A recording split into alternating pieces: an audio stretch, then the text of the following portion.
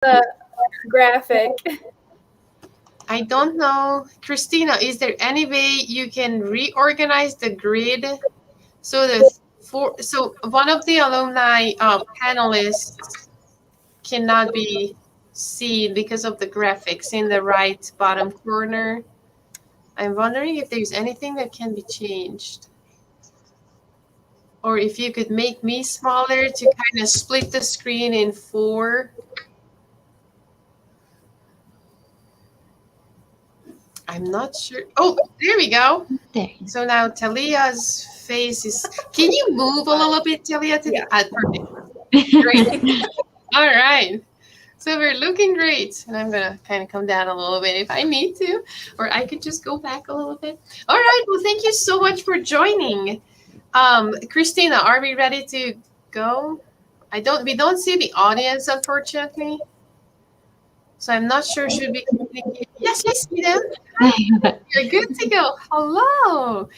So we are talking to 4th to 8th graders here today. I talked to them yesterday about cosmetic chemistry, really about sciences. And I was telling them that there's so much they can do with sciences. It can take them so far. And, if they're interested in hair and why hair grows, or your skin, or just how plants work, how your body works, like that's good. And then keep up the interest, and you can do so many cool things. And I had a lot of examples for cosmetic chemistry. We talked about how toothpaste works and what, if you squeeze them, they flow. If you don't squeeze them, they don't go out from the container. We talked about hand soap and hand sanitizer, especially with the coronavirus. We also talked about shampoo, what goes into a bottle of shampoo, and how it cleans the dirt off of your hair.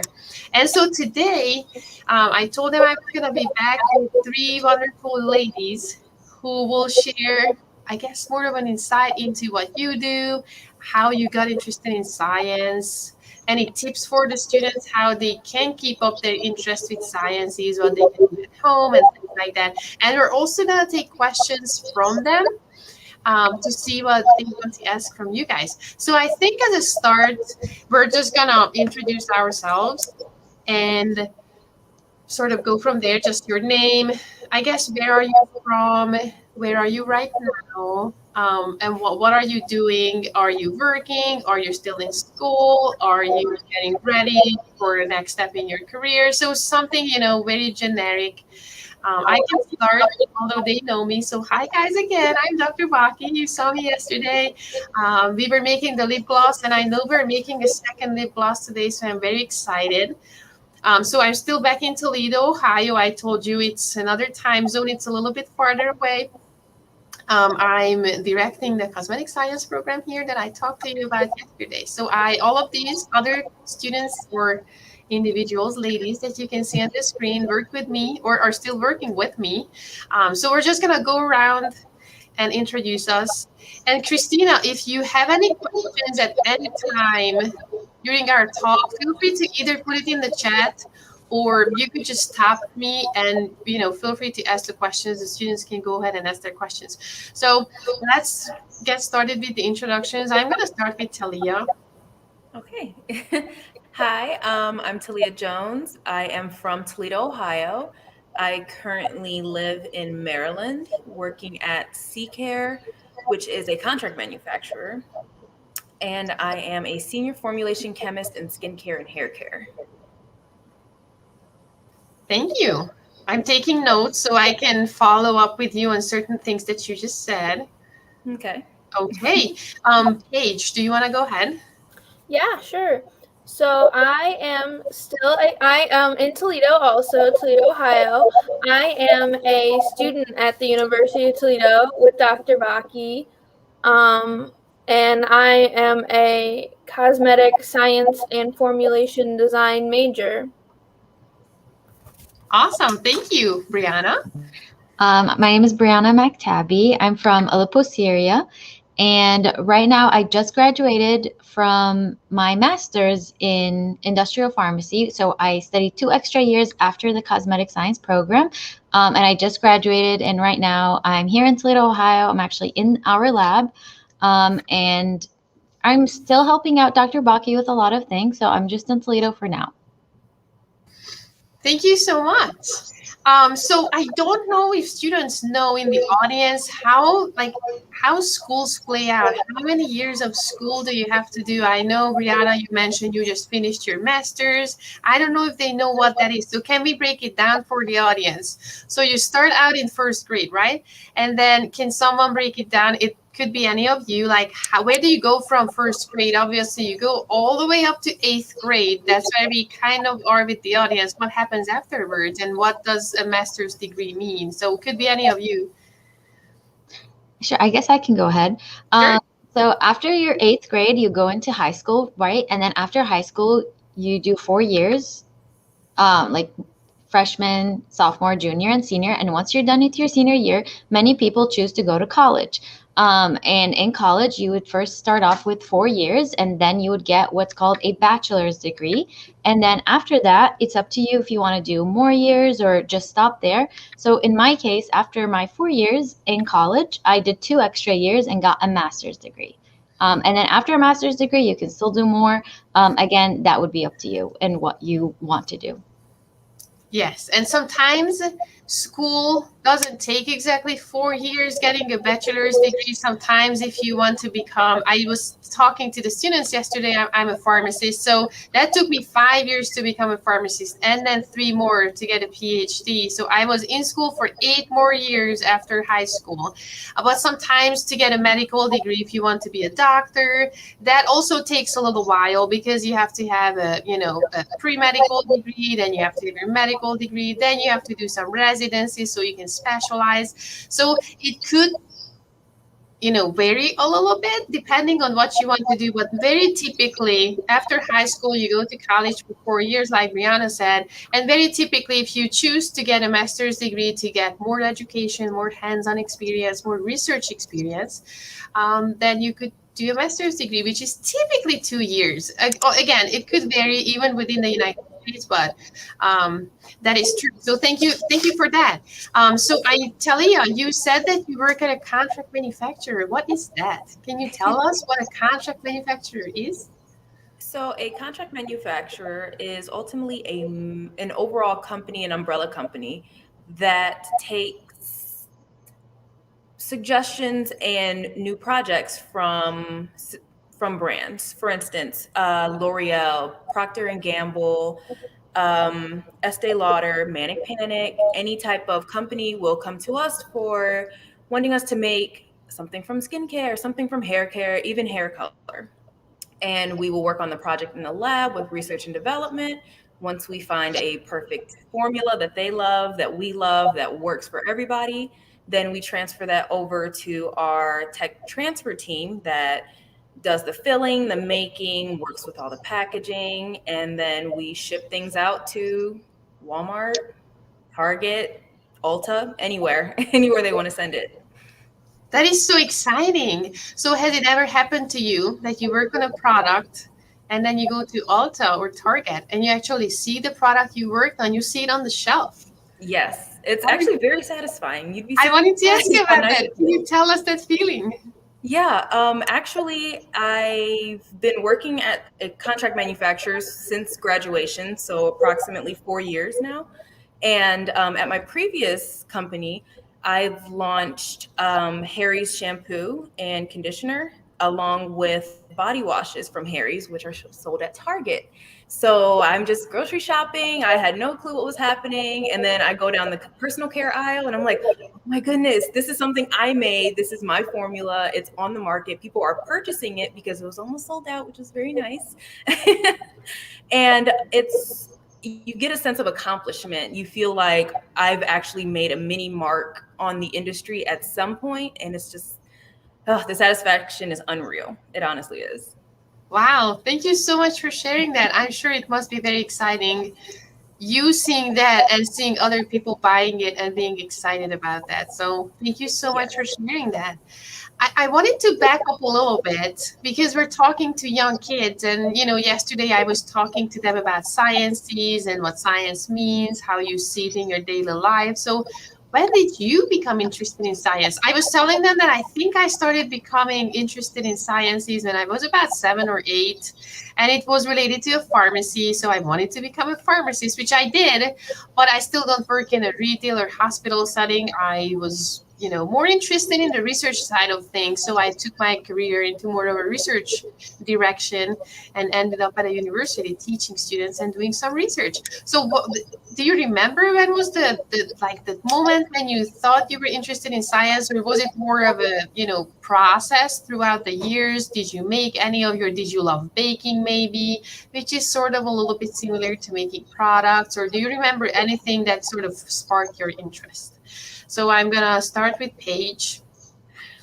Actually, I kind of started with baking as like for all of like elementary school, so like kindergarten through like 5th grade, I wanted to be a baker, and then in middle school, I don't know, that one's kind of like wishy-washy, jumping around, and then when I hit high school, I really like, 10 ninth grade, that's when I really was like, yeah, I think I want to do science. And you start taking those high school science classes, and they just like really show you what it's about, that like really interested me.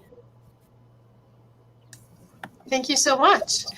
Talia, do you remember a certain thing triggering you, or tell us about it?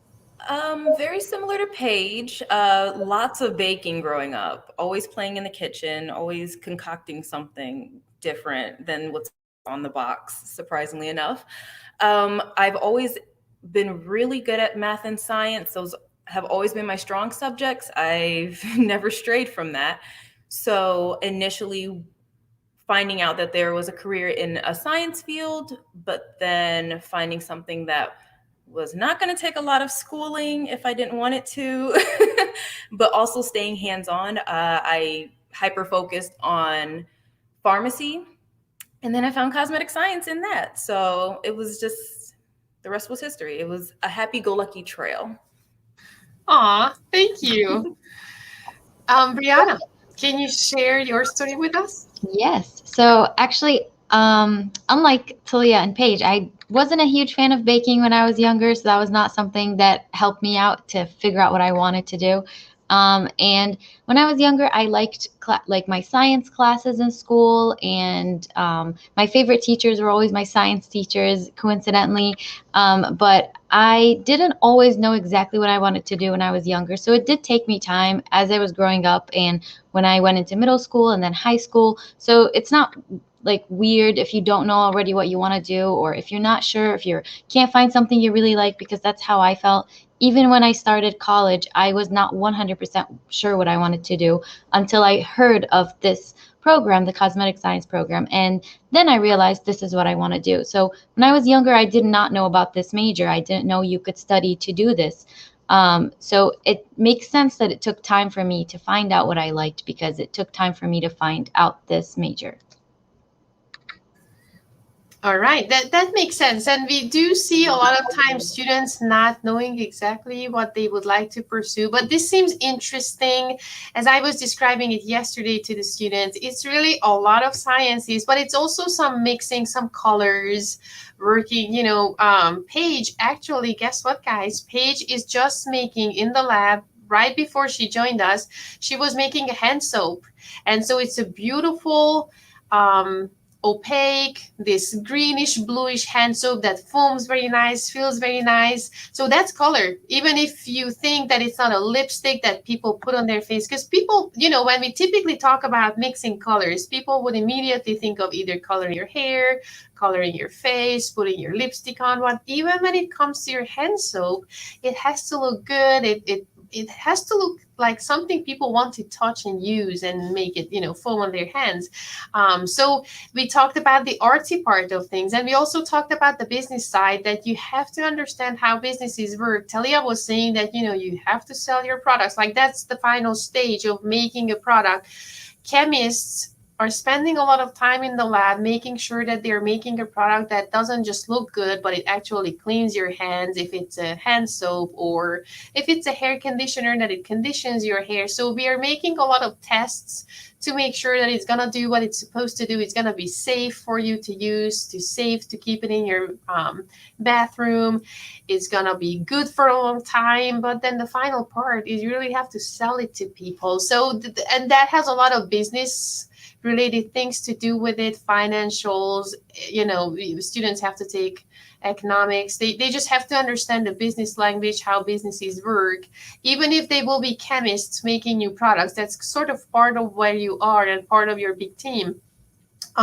So it's okay. A lot of times students come in saying that I'm really creative, I love mixing and matching, I don't know if this is the right fit for me. But once they experience, they kind of get a feeling of what it could be and where you could take this, what direction you could take this into. I was telling the students yesterday that most of our students do work in a lab, at the bench, working on new products or testing products. But you could also be a person who sells the products, either in marketing or sales. You could work in an office setting, work in compliance, which is making sure that your company is not saying things that they shouldn't, not putting ingredients in products that they shouldn't, doing the right sort of testing. So you could take this specific cosmetic STEM field into so many directions that you want. So that's very exciting. So I'm going to turn to Brianna. Do you have any idea what you want to do? Now that you got your master's degree, is it more school that you want to do? Is it, do you know? Because you said you weren't sure. I'm just checking. And then Paige, I'm also curious, what your future, where do you see yourself in 5 to 10 years? Yeah, so before I started with my master, before I graduated, just recently, I thought I really wanted to go and work. I wanted to formulate or work in the business side, be the person who works on how to sell our product, how to make it nice and appealing to our consumers and the people who want to buy it. But then I changed my mind a little bit, and I decided that I want to study again, just continue study a little bit longer. Kind of like I told you, you don't have to do this. It's up to you. You could definitely start working right after you graduate from your bachelor's, just the first 4 or 5 years, depending on what you do. So now I'm deciding to do a little more schooling. Great. Well, good luck with that, obviously. And, even if you decide, and I'm telling this to the students, even if you decide I'm done with school, I'm going to go and get a job, you can always go back to school. Mm-hmm. I have students actually who got jobs and they decided, there's a specific field I really don't know as much about as I would like, so I'm going to go back to school. And guess what? They were, and they are in school at the same time. So it's a little bit harder than just going to school, because that's your only thing. When you're in school, right? There is nothing else you have to do. When you are an adult and you get a job, you can still go back to school. And it's just you're going to do your daily job during the day, and then you do the school in the evenings or over the weekends, or you kind of find time during your day. So it's always possible, honestly, to learn and go back to school and get extra education, certificates, licenses, degrees, as long as you would like. And so it's really possible in STEM to change your career if you want to change your career, or just to build onto your base education and just become, I guess, more specialized in a certain field. So Paige, do you know, and I know it's hard, but you have about a year left. So do you know what you are most interested in? Do you know what you want to be? Do you want to work in a laboratory setting? Do you want to work in an office setting? Do you want to work more on the products? Do you want to work more on the testing side, or what comes after testing? It's filling, packaging, marketing, sales, or those other things. Do you know? Have you decided? So I have thought about it. So unlike Brianna, I'm completing my 4 years right now, and at the end of it, I'm going to move to like a career and go work instead of continuing schooling, which is everyone's choice, depending on what you want to do. But I think I want to work in a lab, definitely. I don't have more than the marketing side. I don't have a specific, I think, as you were talking about, like more of the art side of it, like probably like my end goal job would be to work with color, like maybe like a color specialist or something is like the end goal, because you can like science and you can like art at the same time. So to try to combine those, that would be something to work. That would be really fun, is to like design the colors of things or like work with color in some way. Thank you. That's great. And, good luck, obviously, to your future career. So, Talia, I remember you mentioned hair color. So people color their hair. So do you test those products in the lab? Do you actually have to color hair in the lab? I remember, when I was a little kid and I went with my mom to the hairstylist, she would get her hair colored. And it was always amazing to me that they would put this like purple color on the hair, and I was like, oh goodness, what is hair gonna look like? And eventually it looked blonde or brown, shades of brown. So how can you tell us a little bit about colors, hair colors? How did you learn all about colors? How do you know how to do the process? Yeah, so working at C-Care, this was my first introduction to hair color. Aside from what we were mostly introduced in school, I was trained by a few of my coworkers on semi-permanent hair color, which is like Manic Panic, Good Die Young, some of the things you will see at most grocery stores, department stores. And then I was also trained on permanent hair color, which is salon hair color, where you have to mix your hair color base, which is just has the dyes, it's in a cream, mix it with a developer, which is hydrogen peroxide, and you combine them together and you apply it to the hair, and then lo and behold, you have a hair color, a whole new different look. So we do test them in the lab. We test on hair swatches initially, but we also have a salon on our campus where we can set up workshops with customers who want to come visit and test out hair colors on different hair types. We would get blondes all the way to dark black hair. We would try different types of bleach. We would test different shades and try to match something that's on the market or try to develop something brand new that the market has never seen. So it's an extensive amount of science behind it that I was not initially prepared for, but it is so much fun to work with. Great. I bet you enjoy. So it's a related question, but sort of unrelated. So can someone go from, and I know the answer obviously, but the students don't. Can someone go from your hair color to blonde in one hair coloring session? I wouldn't say one session. It might take a few sessions. Right. Usually. Yes, from my personal experience, I have dyed my hair from this color to blonde to red to purple to blue to green and then back to this. I've done it all. Hair grows back. It's fine. So you would use bleach, and I can't remember the exact composition of it, but then you also have a developer, which it's is not also the bleach that students might know from home. It's not household bleach that not Clorox. No, yeah. It is definitely from a beauty store, or you can, I think some places such as Walmart or Target might sell small packets of those. You may find them, but you would apply that to your hair and it would remove the melanin from your hair, and then so remove the color from your hair in like portions. It would slowly remove it, make it maybe a little orange, a little red, all the way to like a yellow, potentially to a white or platinum. Would be very cautious of that, but yes, you can definitely change your hair color.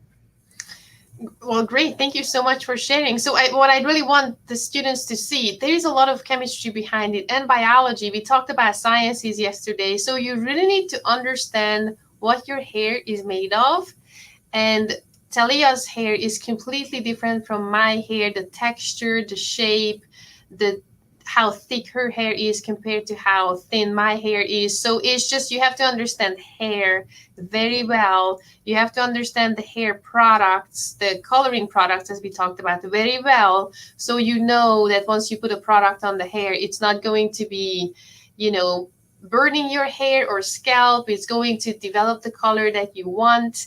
If you put the same color on her hair and my hair, you could have completely different results, because our hair, again, texture, the initial color we're going from is not the same. So it's just, there is so much science going into a lot of the products that people a lot of times take for granted. So it's just really cool that you could work on products. If you take your education into a cosmetic chemistry direction, you could work on products people use every day, not at the elementary school age, but later on. We talked about hand soaps. You guys are using hand soaps and brushing your teeth and washing your hair. So those are also products that cosmetic chemists could make. So great. So I guess my next question would be, how do you think that the students are listening to us right now, they might get really excited that, wow, I see these role models, STEM females on screen. I want to become like them. What can they do at the age of 10, 12, 14? How can they learn more about sciences? Is it something that they could do in school? I know Paige has experience with the Imagination Station, so make sure to mention that. Is there anything they could do at home? They could experiment. Is baking similar? So share any tips with the students. What could they do to keep up their interest to learn even more about, I guess, in general, sciences? So anybody could go first. I used to work at Imagination Station, so I used to actually run science summer camps for a period of time. And if you're interested in science, the way to go is just to keep going at it. Baking's like measuring, so you can do that. You got your science classes in school. When you start to get older, and when you in like high schools, you get to choose your classes sometimes, so then you can take extra science classes to keep learning about it. Do experiments at home, supervised by a parent. I'm sure some of the students in the class have made slime before, as that's super popular. That's like a science experiment in itself. Things like that. If you have resources, you can go to science camps. But just you can just find science in a lot of things, even just school, and try to find different resources like camps or doing things at home, baking, just a lot of different ways to keep interested in it and keep at it. Great, thank you. Great tips. I'm moving on. Brianna or Talia, anything to add to that? Yes. So I agree with Paige. And then just another tidbit. I was also involved in a lot of after-school science programs you can find. Talk to your science teachers or talk to your counselors. They can find any kind of interesting after-school activity. You'd be surprised how many are in your area, because there are a lot. My schedule was booked as a kid. So science is always there, and there's always an option to learn something new. So you just have to ask around and see what you can find. That's a great tip. Thank you so much for mentioning that. Brianna, anything else you want to add to it? I guess you guys said everything that I would have mentioned, but other than camps, and I was honestly going to say the same thing as Talia, always reach out to your teachers and your counselors. You might not know how to find something or how to look for something, and you really want to do it. They'll probably have some idea, and even if they don't, they might ask someone who would know.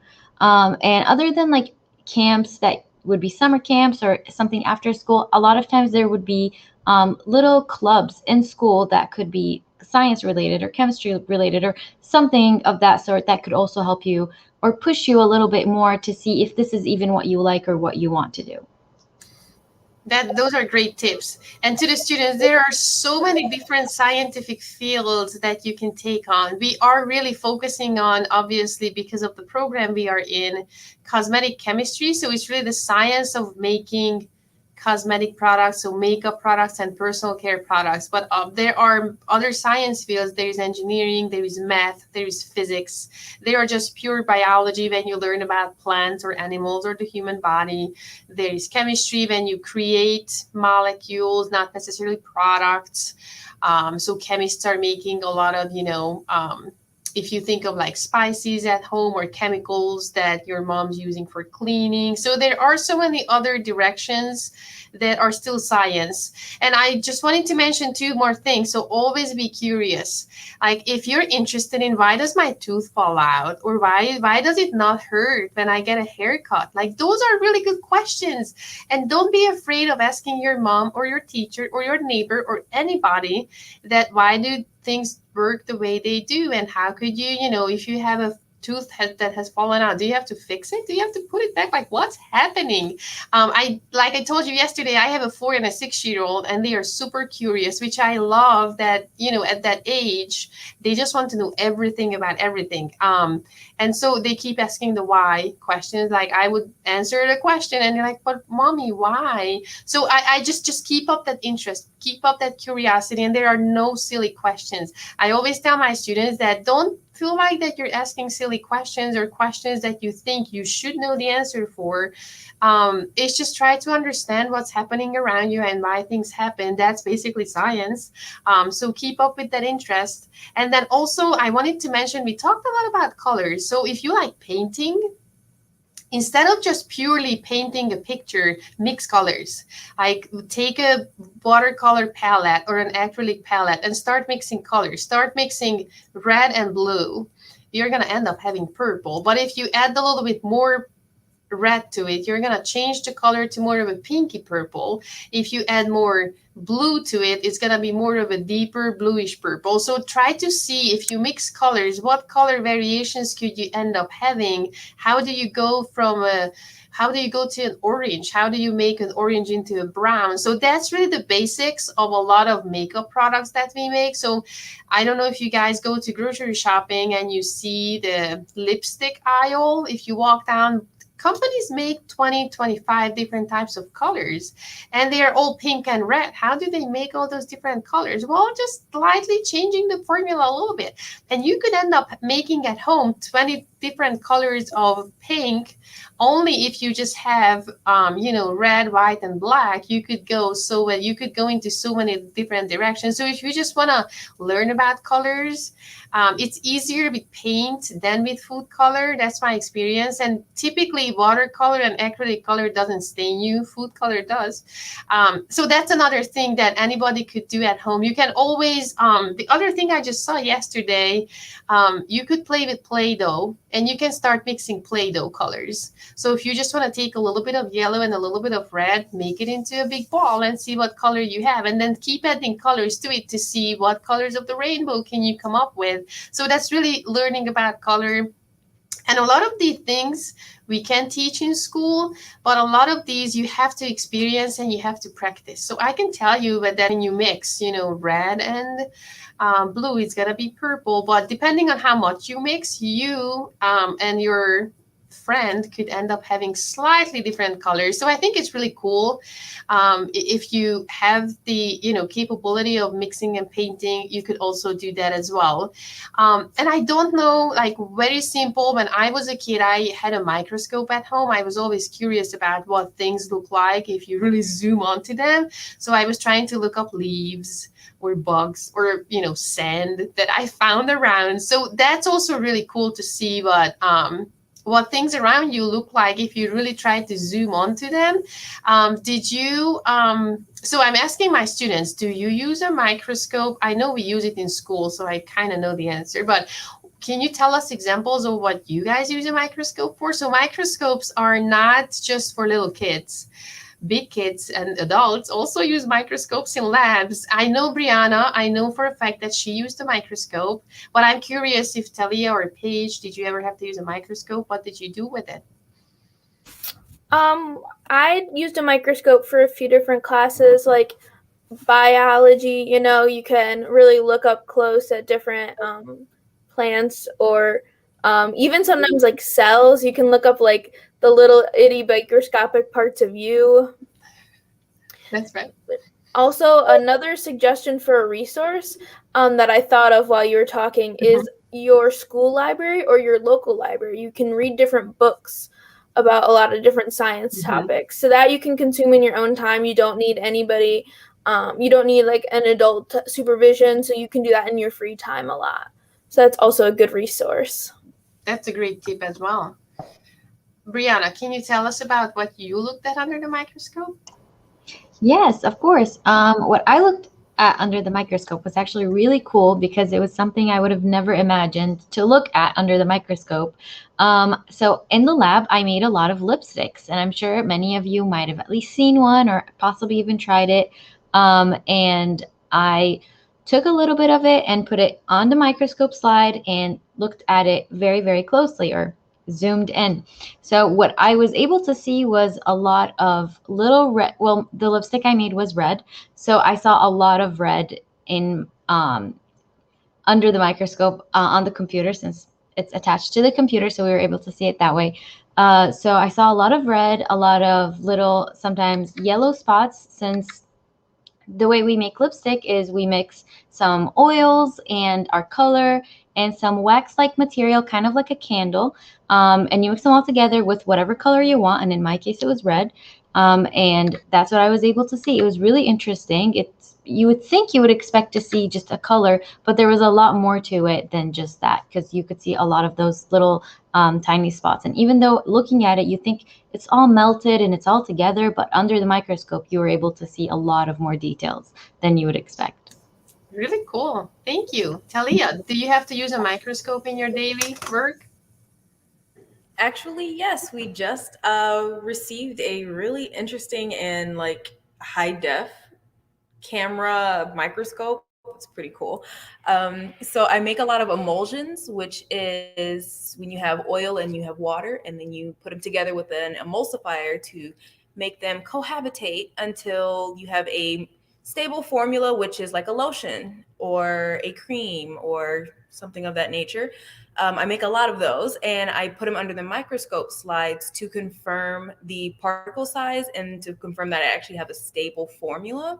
So now that I can take pictures with it and I can measure droplet size, it's actually pretty interesting, and now I can deep dive into the science of it. That is so cool. And for students who are listening at home, milk in your fridge at home, yes, milk is an emulsion that Talia was describing. So that's oil droplets in a watery base. So if you have access to a microscope, or if you have a microscope at school, check out milk. You can always add the drop of food color to a little bit of milk to color one of the phases. And to you, to your naked eyes, it's going to look like colored milk. So silly, right? And then you put it under the microscope and you will see these big circles that are not colored, and you will see a ton of colored space around it. So it's going to almost look like planets in space. That's really cool. And that's just your milk. And so that's, again, that's science in your kitchen that can really show you, teach you a little bit more about what's around you and what sciences really are. So I know Brianna said that she, is just finished her master's degree. Paige is still in school. So probably I'm going to ask one of them. Maybe I'm going to go for Paige. Can you tell us what college student life looks like? Like, you go, you get up in the morning. What happens when you go to school? How long are your days? Do you have to go to school actually?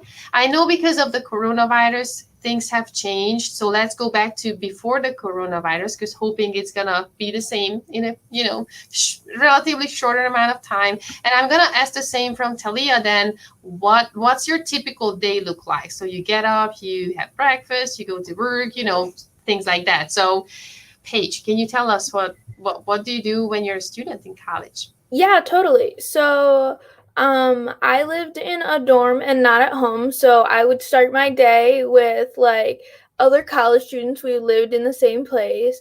You get up in the morning, you go to your classes, if you're on a campus, if you live on a campus, you would just like go out of your building and walk over to the other buildings where your classes are. And you get to choose your schedule depending on what kind of classes you need. You know, if you are having like cosmetic chemistry as a major, you need like your different science classes.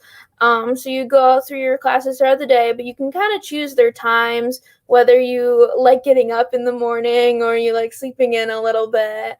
And you would walk around, come back to your dorm a few times, maybe throughout the day, and then walk back to your classes. You're kind of just like, it's kind of like a little town. You're kind of just in your own little space, and you go to your different buildings, do your different classes. You're kind of just like there and back throughout the day, trying to complete your classes. It's not like school, like elementary school, middle school, high school, where you are in class and you're in all your classes one after another throughout the whole day. Like they're spaced out. Maybe you have one in the morning and then maybe another one like in the afternoon. You could have like an evening class, but there could be like hours in between your different classes. And some days you might not have class at all. Like just depends on what you have. You kind of like have more control over your schedule for the day. Awesome. Brianna, anything to add to that? No, I guess that's pretty much it. The only thing I was going to mention is that sometimes, like, even if your dorm is in one campus, like in one spot, you might have to go to a different spot. So sometimes you might have to drive. You don't always have the option to just walk to class, but it's still pretty close. And it's kind of like Paige said, it's kind of still a little town and it's not like super far to go to classes. And yes, the best part is that you pretty much get to choose your schedule in a way, except for the classes that you have to take. There are other classes that you can choose from. It's up to you what you want to take.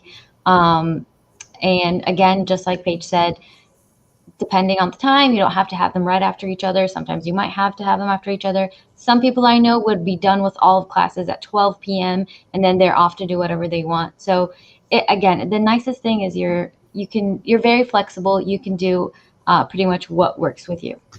Awesome. And that changes from year to year. So we talked about college being 4 years long.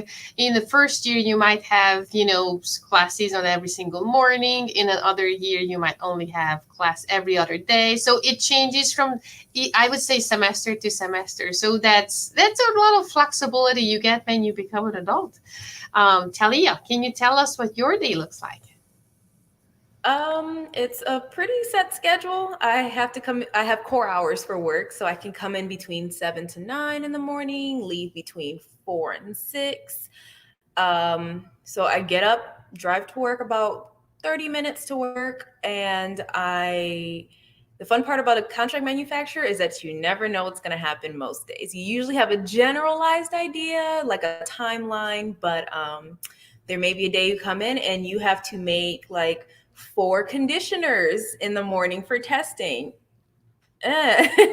Or you have easier days like I have today where it's me sitting at my desk making formulations, prepping formulas for technicians in the lab. Or you have days where you assist other chemists in the lab with hair color projects, with skincare projects.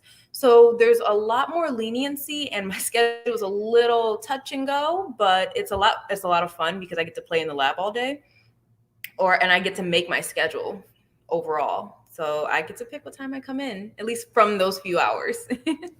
That's very nice. And I'm sure students know that, let's say you're a doctor, you're a nurse, and many other jobs, you have to show up at a certain time and you cannot leave until a certain time no matter what.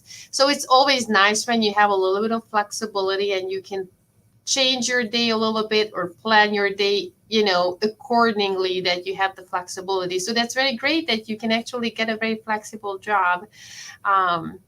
So that sounds great. That sounds amazing. I want to turn to the students and see if anyone has any questions. Christina, did any of the students, maybe even yesterday after the event, did anyone have any questions? Anything about ISET? Anything about the lip gloss that we made together? Just wanted to make sure we give them a chance to ask any questions.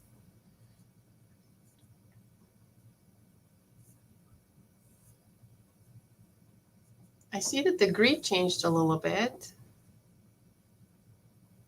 I don't see anything in the chat. So, there you go. Oh, hi. Hi. Go ahead, ask your question. Um,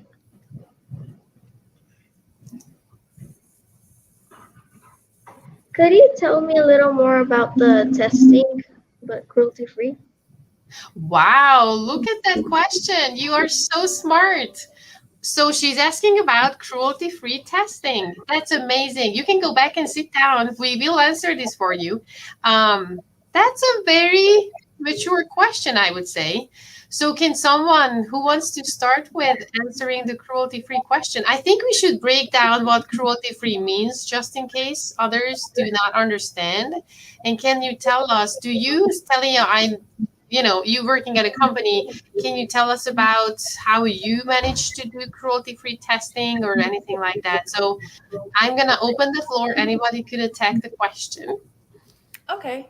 So, my company, we strive for cruelty-free. So we work with raw materials and any kind of products that are not tested on animals. When we get the materials to make the final product, we reach out to the supplier that makes that material. We get documentation, we get all the information we need so that they can also confirm that there's no testing on animals. It is nice currently that most companies do not test on animals or have not in the past, I don't know, I want to say 30 years, 40 years. But you do come across those few where they claim it is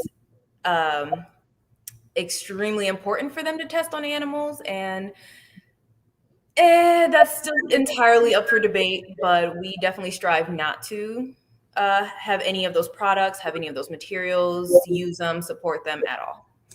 Thank you.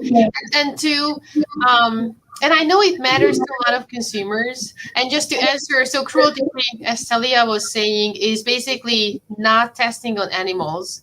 And so because people associate animal studies with making the animals suffer.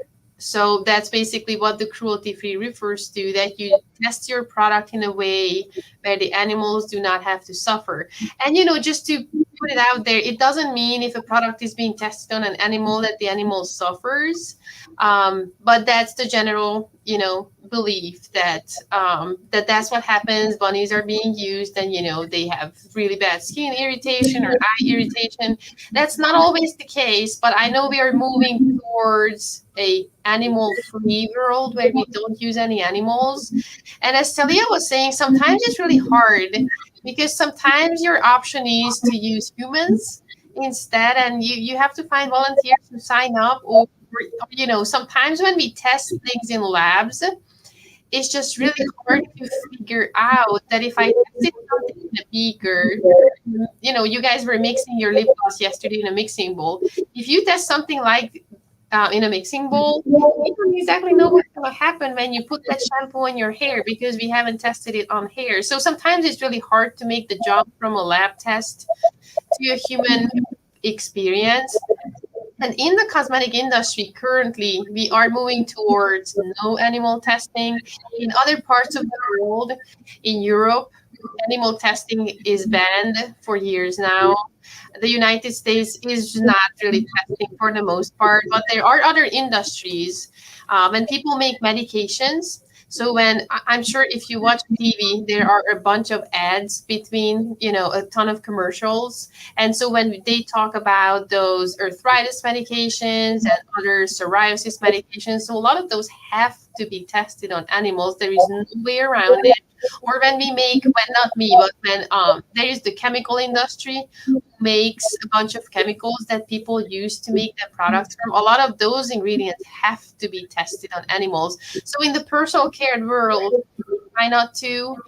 Every company is trying. There are new methods being developed to sort of go around, and we don't have to do that. But there are other industries, I would say, where it's a requirement to do that testing. So if you want to be sure that a product that you buy is not tested on animals, you should put the cruelty-free term on the label.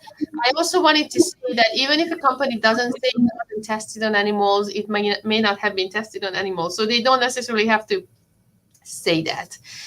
For you to be able to say and to have those hopping bunny or, jumping bunny logos, you have to pay extra money to be able to put that logo on your product. So depending on if a company has time to do that or have the resources to do that, they may not get the certification, but they still don't test on animals. So sometimes it's hard to know, but for the most part, company websites would describe, even if you don't see it on the bottle. So with a little bit of research, I think a lot of people can find out. That was anybody else wants to add anything to it? And you could just say, okay, wow, that I'm surprised. That was a really cool question. Any other questions from the classroom? I know we're getting close to the end. We have about 10 minutes left. And I'm looking at my own questions, but I think we went through all of my questions that I sort of wanted to ask. So if we don't have other questions, I'm going to ask you, what was your favorite? We might have. There's someone. Hello. What was the base consist of? The base for making lip gloss. Ooh, the lip gloss yesterday. So that's a question for me. So usually, the lip gloss is made of ingredients that's gonna make it. And I don't have it in front of me right away, but usually in lip gloss bases. Okay, so to my alumni panel, the students were mixing a base with an oil, and then they added a pink color to it. They added some glitter, some gold glitter to make it sparkly.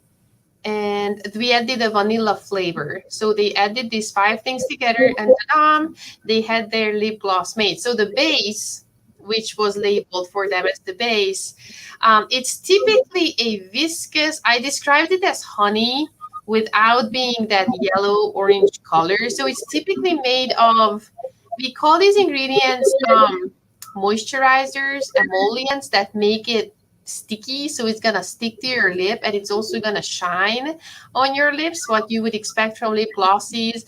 There are some polymers probably in the product that's just gonna make sure that it stays on your lips. Actually, I know lip glosses sort of come off your lips when you eat or drink something, or even as you speak a lot, but those polymers could help make sure that they stay there for a reasonable amount of time. So I'm assuming it was something of that sticky base material with some polymers added to it that help with the film formation on your lips. And then in the oil, as I was telling yesterday, you mix it with an oil. So that oil was a moisturizer. So it just really helps your lips to be smooth. And so you don't have dry lips. It sort of prevents your lips from drying out. So that's what the oil did. Then we added the pink color, obviously that made it pink. And it makes your lips a little bit pink. Then you added the sparkle. And then you also added the vanilla flavor, which made it hopefully taste like vanilla a little bit. Did that answer your question? Yes. I could look it up on the internet, but I also wanted to say, I don't know, I hope you guys had a fun experience yesterday, and I know we're making another lip gloss today. So if you want to make lip gloss at home, you guys can make it at home, obviously with your mom's help or in school with teachers' help. There are a lot of websites on the internet that sell ingredients like the base. There are companies who sell the whole kit. So if you just Google lip gloss kit on the internet, you probably find, I mean, even on Amazon, I found some that you can just buy the kit and it sort of walks you through. You have to mix this with that and add this. There are a bunch of things. So you can make lip balms at home. You can make lip glosses. There are some bath bomb kits. So it's, you can buy a lot of these things on the internet, so your teachers or your parents can help you, find out exactly what's in these things. But you have really cool questions. I applaud you for your questions. Great. Anybody else any questions? Or do you have any other questions? No. Okay, cool. Anybody else in the audience? Do you guys have any questions? I think no. Okay, so the only thing I wanted to ask, what was your favorite class when you were in elementary school? you have to remember back, yes, you were, let's talk about 5th to 8th grade. What was your favorite part? Do you remember? I think, yeah, it was science. I mean, yeah, it was science. We got to play with little experiments. I vividly remember, I want to say 6th grade, a solubility science lesson where our teacher brought in a ton of different products to put in water to see if it solubilizes, or if it dissolves, or if it doesn't dissolve, or if it just stays in the water and changes the color. So I remember that, and it was like she brought hot cocoa packets and like salt and sugar and all types of and oils, and I still remember that, and it was just a lot of fun. And then from there, I think that's what hooked me. That's really cool. I love that science teachers come up with so many great experiments nowadays, or even back then. There are so many cool things that you wouldn't think as a child. You wouldn't think that it's science. It just looks so cool. I'm putting this in this, but it just really prepares you really well for scientific field, and could spark your interest. Great, thanks for sharing. Yeah. Paige, Brianna, what was your favorite subject in, I guess, back in elementary school? So in school, I throughout those grades, I did really like my science class, but if I'm being honest, I think it was my art classes and during those years. I really liked messing with art, doing different projects, kind of just getting messy and mixing things and doing different things, trying out different things. I think that you can really like science and go into a science field for your career. And it's okay if science class isn't always your favorite class every single year. I have some definite science teachers who are like my favorite teachers, different grades, but it doesn't always have to be like the favorite thing. Like to me, art in middle school, art was like my thing that I liked going to and just messing around with. Awesome. Thanks for sharing. Brianna? Yep. So my favorite class was actually math. I was really interested in how you would calculate different things. It was really, really fun for me. And originally I had started with learning math in a different language, and then I had to learn it in English around like 5th or 6th grade. So it was so interesting to me that whatever language it was, it still was the same, and it made sense to me the same way. And then another class that I actually really liked was English. It was specifically literature, because we would read stories and poems and understand what they meant. And it was just a really, I think also, kind of like Talia said, my teacher made it really fun, both the math class and the English class. So it was always fun to read those stories and discuss them together. Mm-hmm. And then on my own, I also really liked and enjoyed reading. So it might have been also that affected it a little bit. Nice. I know one of you said the local library. So reading is important. You can learn so many good things from books. And it was said earlier, you don't need your parents to be around you and watch you to make sure you're safe. You could just go outside or stay inside and read a book. I remember that when I was that age, I loved learning about the environment and plants, and I loved leaves for some reason, and flowers. And it was amazing to me that if you take mint and you sort of rub it between your fingers, then your fingers are going to smell like mint. But if you do the same to so some sort of onions, then it's going to smell like onion. And that was so strange to me, that these plants have, or even like orange peel, if you rub that a little bit, your fingers are going to smell like orange. Same with the lemon peel, it's going to be like lemon.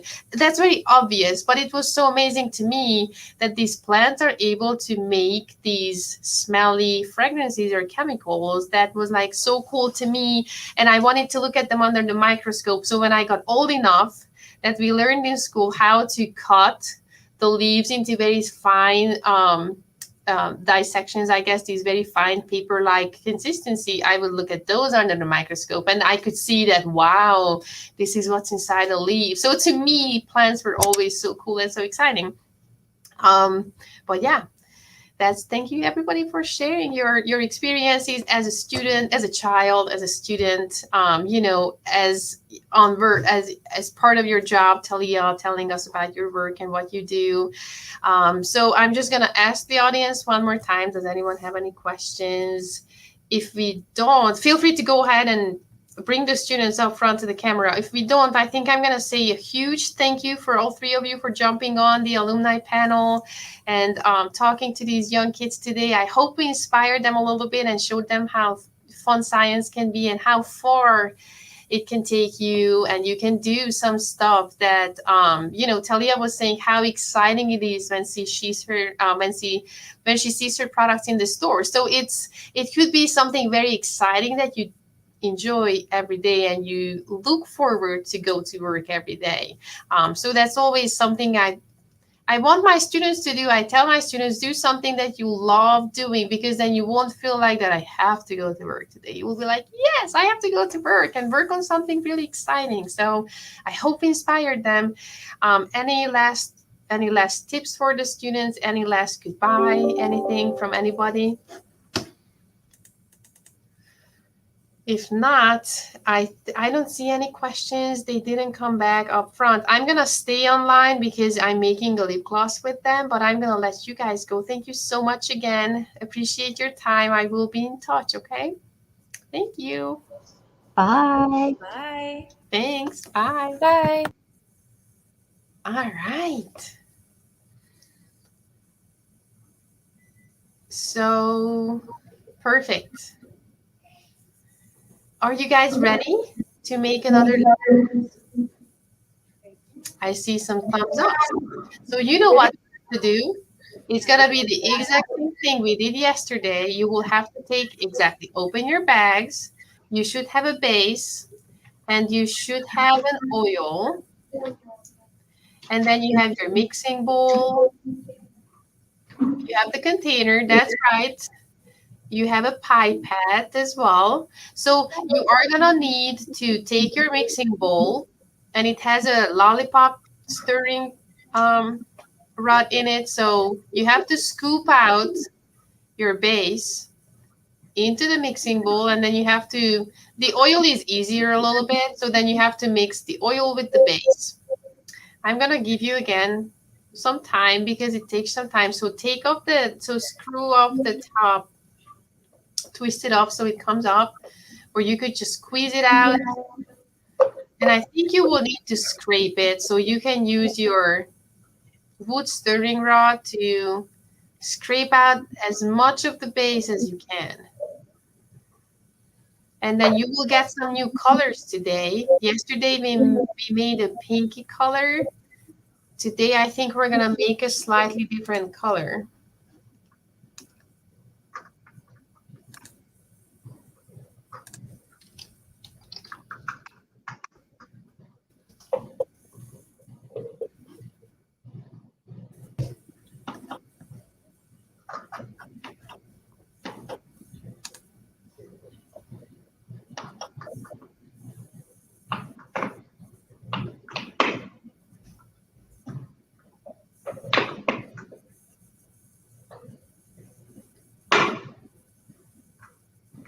Yeah, so I see that you guys get some help. That's awesome. Just keep. I'm going to have a mix two colors. Ooh, nice. See how that makes a change in it. Sounds good.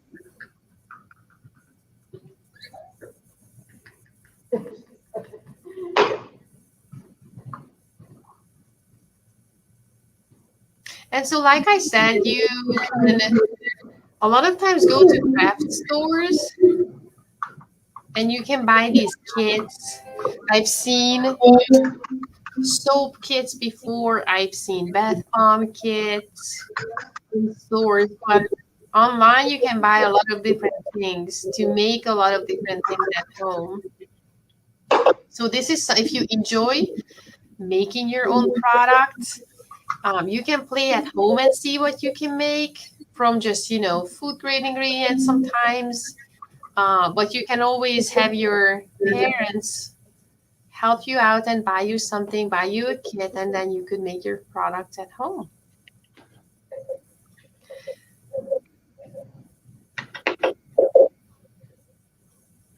The longer you keep that base upside down, it's gonna just start flowing down like honey would. So we just kind of have to keep it upside down. I see one of you is rolling it. That's also a good idea to kind of make it go to the bottom.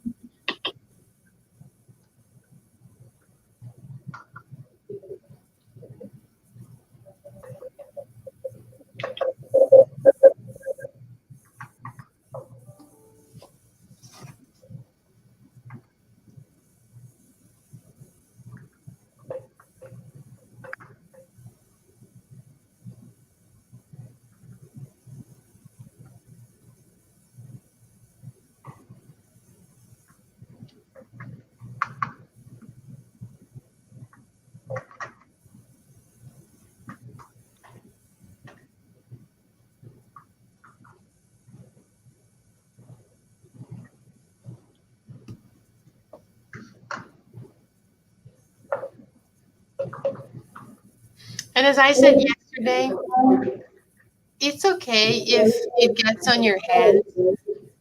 We can always wash hands afterwards.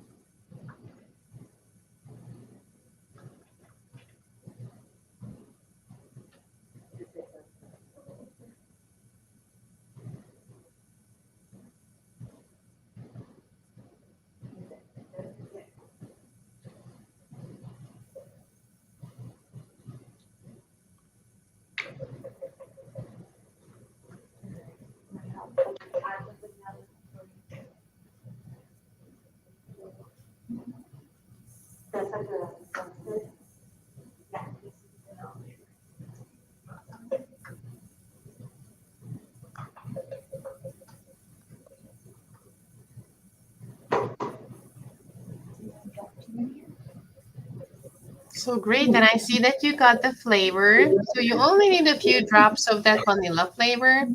So I'm gonna ask you guys, did your lip gloss taste like vanilla yesterday? Yes? Yes. Great, that sounds great. So you just need a few drops of that. Awesome. Thank you for answering the question.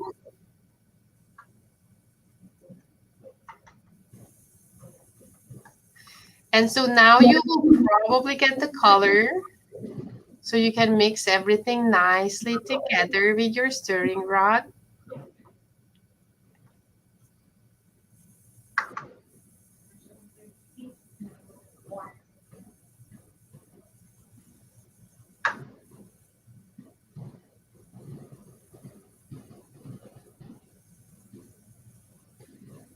Oh, I see that you have the color being added.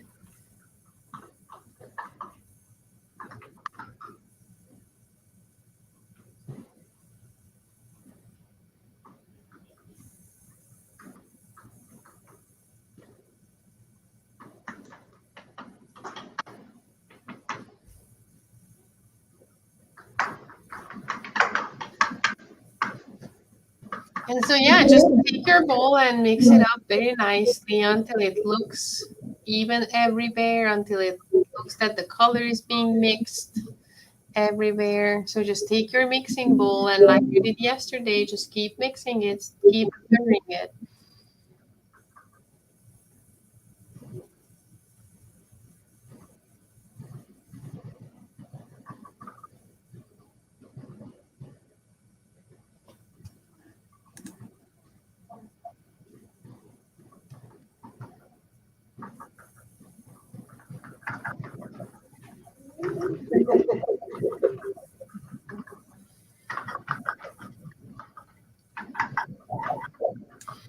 And so the color has an ingredient that gives you the color, and it also has an ingredient that sort of makes the color sticks to your lips a little bit.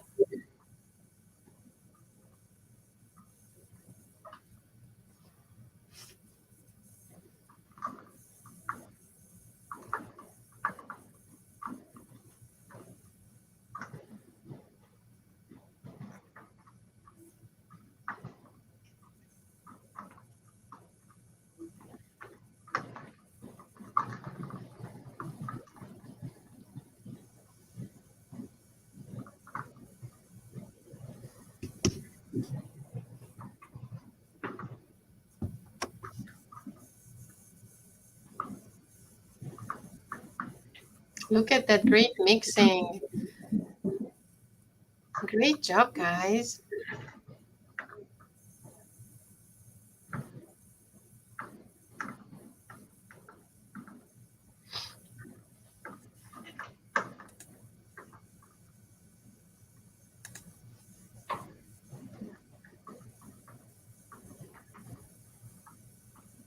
And so you got the base, you mixed it with the oil, then you added the vanilla flavor, and then you got your color. I'm not sure if today we're gonna put any sparkles in it. Christina, were you planning on doing that today or just yesterday? I think it works either way.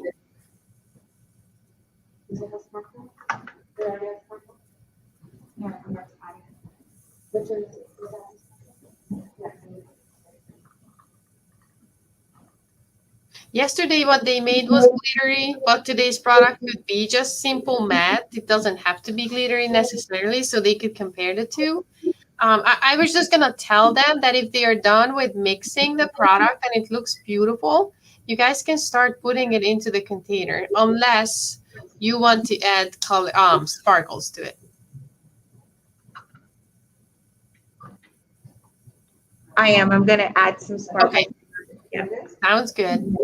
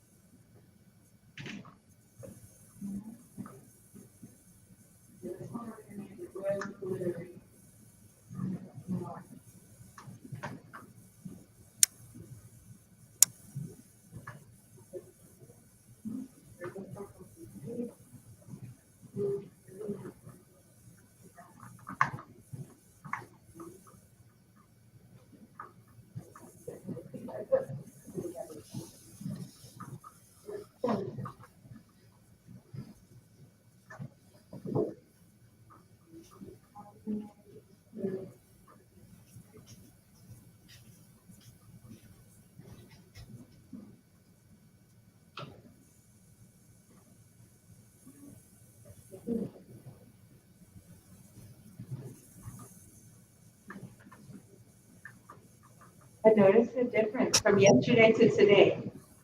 A lot, right? It's a lot cleaner and they're doing so well. Oh, that's great, Yeah. guys. So good. Big difference from yesterday where we had all the paper towels and Yes. big difference. It takes some practice, but I'm so proud of you guys working on these products.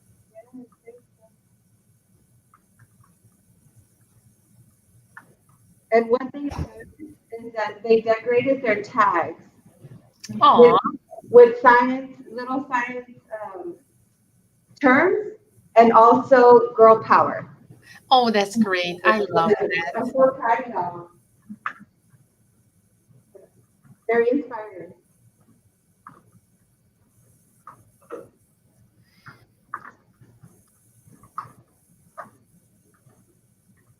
They can find it there.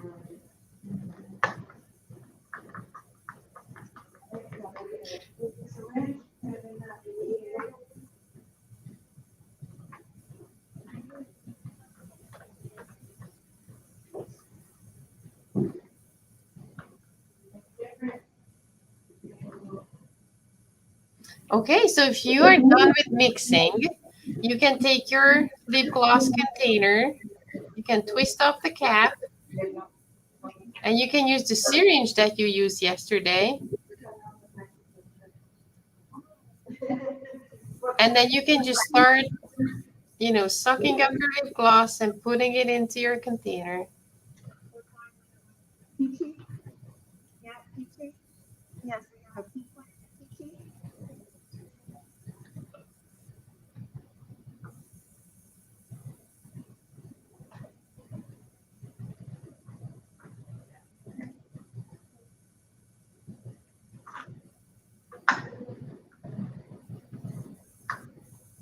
And like yesterday, just be patient with it. But I see that you managed to put some into the syringe and it's going into your container. That's great. And like I said, just pull up the syringe very slowly instead of going really fast.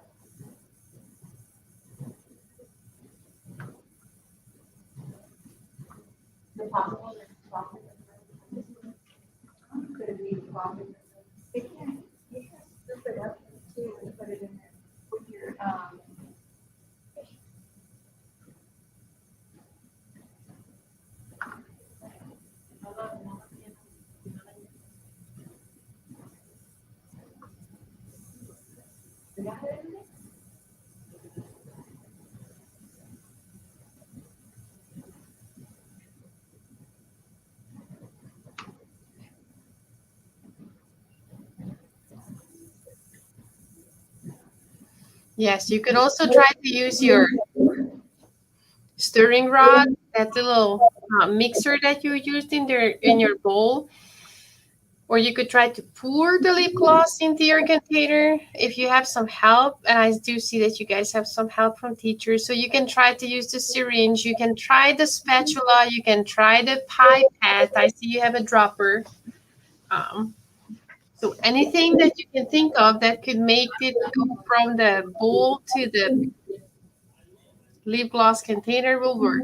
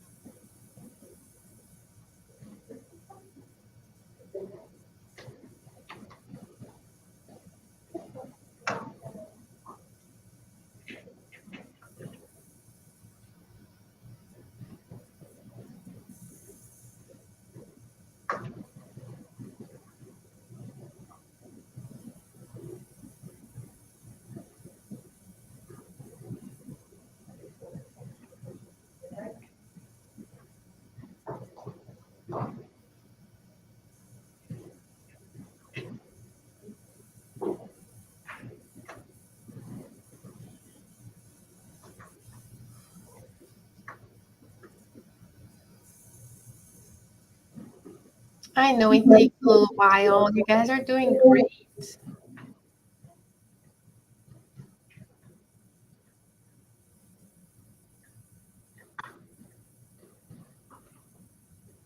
And you're being very patient.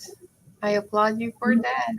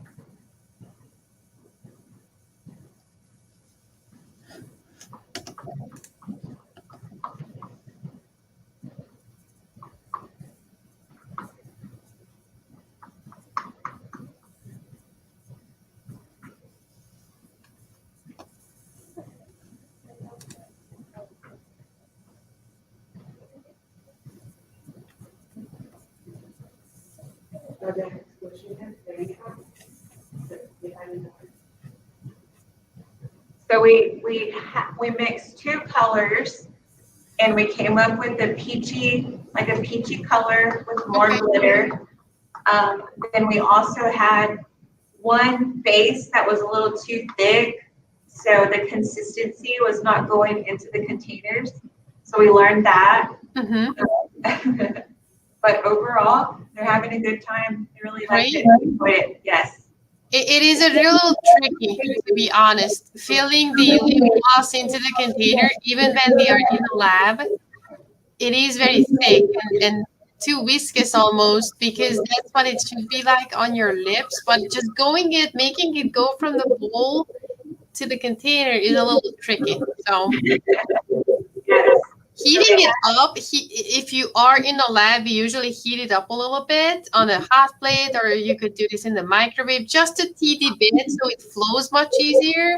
And then it cools back down and becomes this sticky mess again. But obviously, that's not something you can do in a classroom. So I'm very proud of the girls, how patient they are, and they keep, putting it in.